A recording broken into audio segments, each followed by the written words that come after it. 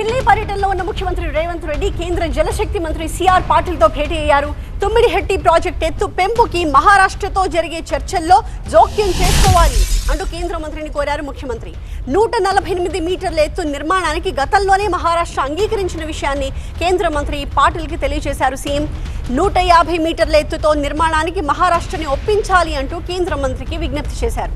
Project ఎత్తు 150 మీటర్లకు పెంచినా ముంపు 1000 హెక్టార్ల లోపే ఉంటుంది అని కేంద్ర మంత్రికి వివరించారు రేవంత్. తుమ్మిడిహెట్టి నిర్మాణంతో ఎత్తిపోతల ఖర్చు లేకుండా గ్రావిటీతో నీటి సరఫరాకి అవకాశం ఉంటుంది అని చెప్పారు. ఈ భేటీలో మంత్రి ఉత్తమ్ కుమార్ రెడ్డితో కాంగ్రెస్ ఎంపీలు కూడా పాల్గొన్నారు.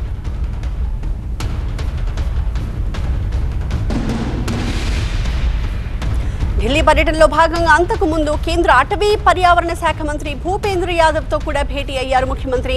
తెలంగాణలోని పలు ప్రాజెక్టులు, రహదారులకు శాఖాపరమైన అనుమతులపై విజ్ఞప్తి చేశారు. పాలమూరు, రంగారెడ్డితో పాటు సీతమ్మ సాగర్, ఎస్ఆర్వీఆర్, డిండి, గౌరవెల్లి ప్రాజెక్టులకు పర్యావరణ అనుమతులు ఇవ్వాలని ముఖ్యమంత్రి వారిని కోరారు.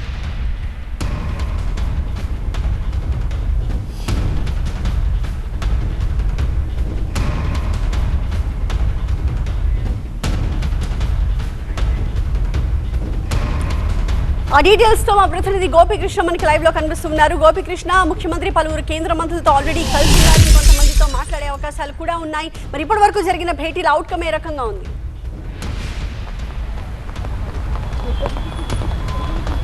వరుసగా కేంద్ర మంత్రులతో భేటీ అవుతున్నారు తెలంగాణ సీఎం రేవంత్ రెడ్డి. తెలంగాణ నీటి ప్రాజెక్టులకు సంబంధించిన అంశాలపైనే ప్రధానంగా ఈసారి ఢిల్లీ పర్యటనలో దృష్టి సారించడం జరిగింది. తెలంగాణ నీటిపారుదల శాఖ మంత్రి ఉత్తమ్ కుమార్ రెడ్డి కూడా ఈ పర్యటనలో కేంద్ర మంత్రులు కలుస్తున్నారు.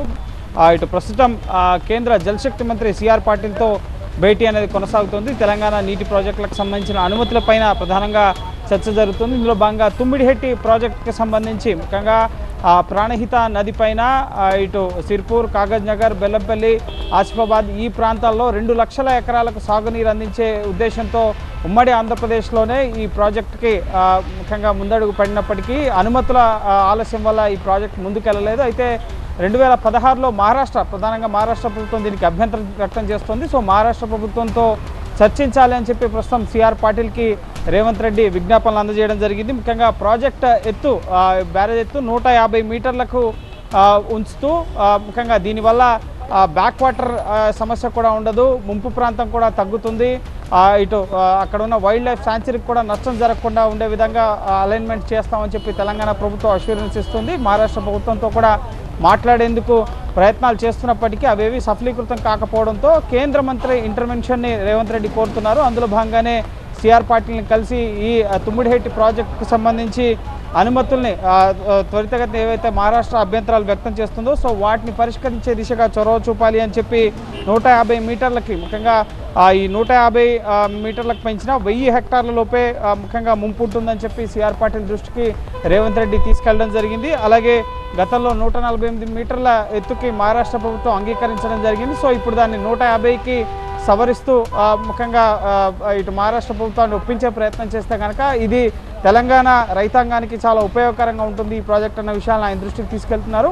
సో ఈ భేటీకి ముందు ఇటు కేంద్ర అటవీ పర్యావరణ శాఖ మంత్రి ఇటు భూపేంద్ర యాదవ్తో కూడా రేవంత్ రెడ్డి సమావేశం అయ్యారు. తెలంగాణ ప్రాజెక్టులకు సంబంధించి వచ్చిన ఇటు సుప్రీంకోర్టు ఇచ్చిన క్లియరెన్స్కి సంబంధించి పాలమూరు రంగారెడ్డి కానీ ఇతర ప్రాజెక్టులకు సంబంధించిన అనుమతులపైన స్పష్టత సుప్రీంకోర్టు ఇవ్వడం జరిగింది. సో వాటిని త్వరితగతిన అనుమతులు అధికారికంగా మంజూరు చేయాలని చెప్పి కూడా ఇటు భూపేంద్ర యాదవ్ని కోరడం జరిగింది. సో ఇప్పటివరకు 2 అపాయింట్మెంట్స్ ఉన్నాయి. సో నెక్స్ట్ మనోహర్ లాల్ ఖట్టర్ని కూడా కలిసే అవకాశం ఉంది. ఇప్పటివరకు అయితే మధ్యాహ్నం తర్వాత షెడ్యూల్ ఇంకా ఏది ఖరారు కాలేదు. కానీ తెలంగాణ ప్రాజెక్టులు పెండింగ్ అంశాలు అనేకం కేంద్రం వద్ద పెండింగ్లో ఉన్నాయి కాబట్టి సో వాటికి సంబంధించిన అంశాలపైన కూడా మరికొంతమంది కేంద్ర మంత్రుల్ని కలిసే అవకాశం అయితే కనిపిస్తోంది. Thank you Gopikrishna.